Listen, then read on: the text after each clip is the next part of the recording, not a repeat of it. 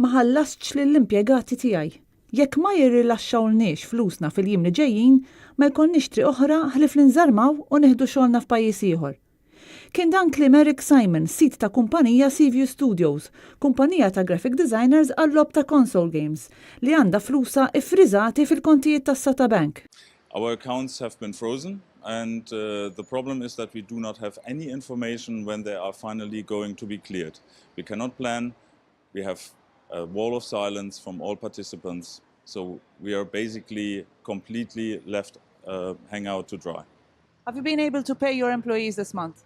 No, I haven't. I helped them out privately as much as I could, but what is happening next month, I have no idea. We will probably not be able to give our people any money anymore. What happens if the situation is not resolved within the coming few weeks? We will probably have to close down. I don't know.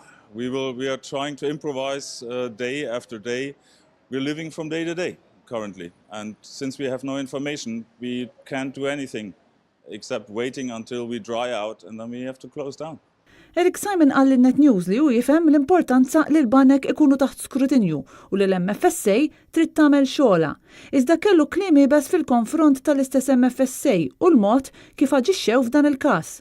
U kompla jgħid li jekk hemm xamma ta' ħasil ta' flus f'bank li għandu numru ta' kontijiet, l-MFSA ma tistax tpoġġi kontijiet kollha f'keffa waħda. Simon kompla jgħid li kumpanija żgħira bħal tiegħu b'kontijiet u flus limitati li żgur ma jqaqlux suspett ta' ħasil ta' flus qed ikunu trattati bl-istess mod li qed jiġu trattati kontijiet ferm akbar. L-istess qed jiġri b'kontijiet ta' impjegati li qed jiġu mċaħda minn flushom mill-MFSA mingħajr l-ebda indikazzjoni dwar meta se jkunu jistgħu jaċċessaw flushom. L-MFSA ilhom kważi xahar li friżaw il-kontijiet kollha tas-Satabank fost raġunijiet oħra minħabba li l-bank kiser liġijiet relatati mal-immaniġġjar tar-riskju u minkejja l-weda li se tkun qed taġġorna lill-klijenti ta' Satabank kull ġimgħa bl-iżviluppi li qed iseħħu, l-MFSA naqset li tagħmel dan. Intant, tentattivi biex jinfetħu kontijiet oħra bankarji mill-klijenti ta' Satabank irriżultaw fix-xejn hekk kif il-banek lokali irrifjutaw li jagħmlu dan. Riżultat ta' dan, kumpaniji li għandhom flushom maqbuda u qed ikunu ffaċċjati biss b'ħajt ta' silenzju qed jaqtaw qalbhom li s-sitwazzjoni se tiġi riżolta fil-futur qarib.